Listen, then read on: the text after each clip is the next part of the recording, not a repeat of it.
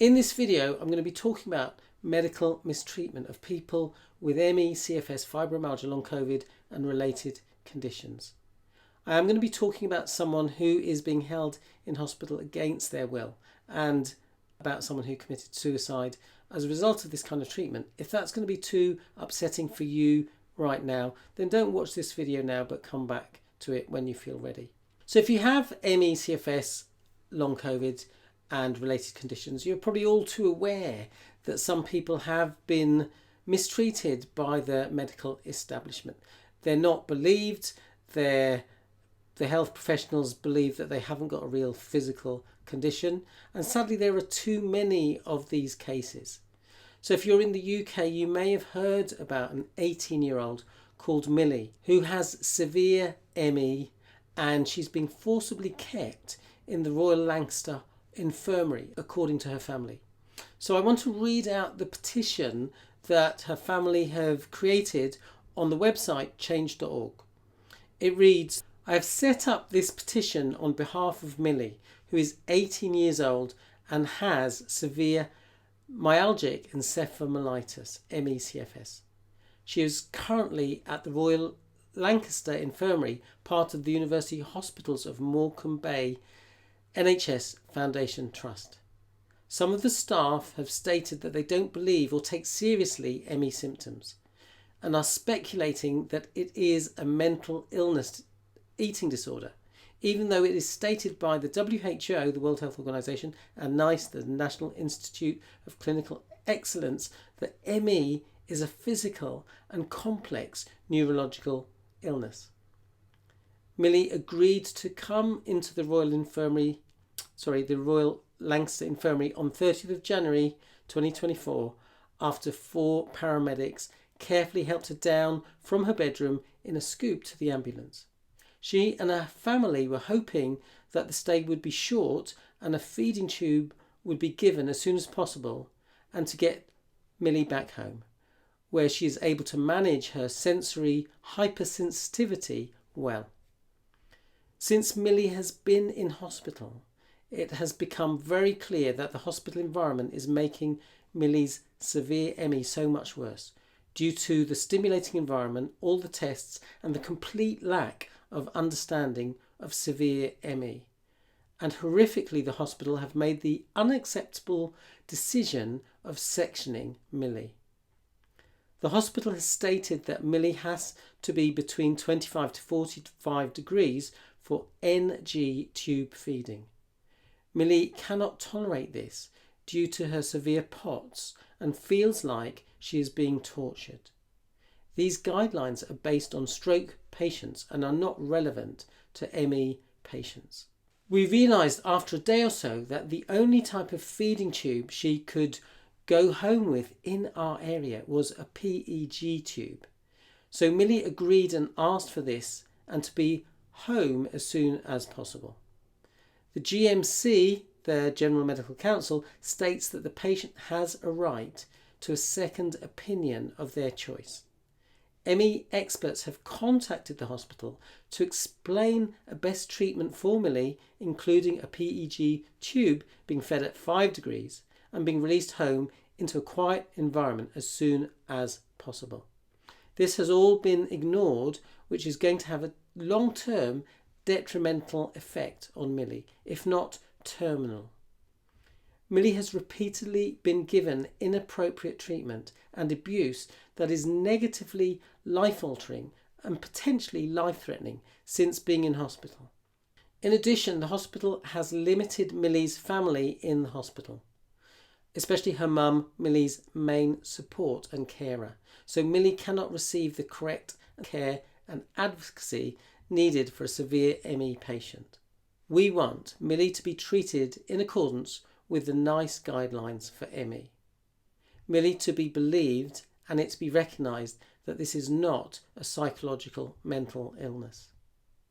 Millie to be seen by specialists with extensive knowledge of severe ME. Millie to have a PEG tube being fed at 5 degrees and to come home as soon as possible. Millie to be able to have family visit whenever, as Millie is so unwell, she needs support and advocacy all the time. Thank you, Millie and her family. Now, it's probably upsetting for you to hear. I find it upsetting just to read out those words. It's staggering that the hospital don't believe or take seriously ME symptoms and are speculating that it is a mental illness eating disorder. This is a complete failure of leadership, and if it was my family member who was being treated like this, I would be demanding disciplinary action and education of the staff. As someone who has had ME/CFS, at one point I couldn't tolerate any disturbance when I was resting and couldn't speak at times due to severe fatigue. Fortunately, I was able to get up for meals, but happily I did recover and got to the point where I could work full-time, live an active life. A friend of mine who also had ME/CFS was treated with the same scepticism by hospital staff, who believed that he had a mental health issue rather than a physical issue. He ended up committing suicide, and that was largely as a result of the treatment he received. A couple of years ago, there was a similar case at Lewisham Hospital in London, where a young woman called Gigi was experiencing the same disbelief. Fortunately, the management of the hospital intervened and the patient received compassionate care from doctors who acted with professionalism and a patient-led approach. It's my belief that these kind of cases will continue unless there is enough of an outcry. In order for that to happen, it's my belief that people who are concerned with this kind of treatment need to organise themselves and take a proactive stance and create campaigns to petition the relevant authorities to force them to take note of what is happening and urging them to take appropriate action. So I think around 10,000 people have signed this petition on change.org, but I think the Hospital Trust would take this issue much more seriously if they received 10,000 letters, or if they received 10,000 unfavourable reviews on Google. So I have this vision that in every country there's a group of people who would take action and would guide other people to take action who felt the same way. I do think it's possible that people could work together to bring concerned people together and to organise these kinds of campaigns and put pressure on relevant health authorities. In isolation, we might feel that we can't do much, but together, maybe we have the potential to affect change. So with the family's permission, I would want to be writing to the chief executive of the Hospital Trust, to write to the board of governors of the hospital, and to contact the local press. So if anyone does know this family or has contact with them, do let me know. Do let them know that I've made this video. I'd love to get a group of people together.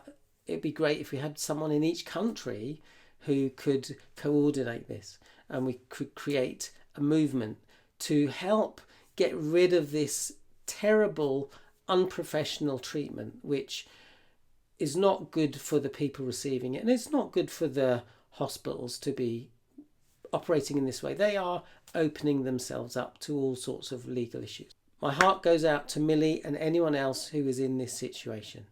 Consider that this could be happening to you or your family. I'm really done with this nonsense, this dangerous nonsense that is really harming people. I hope you feel as strongly as I do. If you do, then number one, please leave a comment below this video. Number two, please share this video far and wide. Number three, do join the Facebook group. At the time of creating this video, I've set up a Facebook group called the International Campaign for Clinical Excellence. That's a working title. We might change it.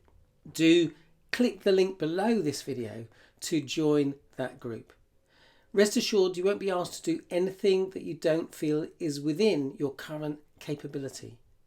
But consider that even the small things you do, like just sending an email or a letter, can make a difference. So I hope you'll join me in working together to end this abuse. Thanks for watching this video. Wishing you great health. Bye for now.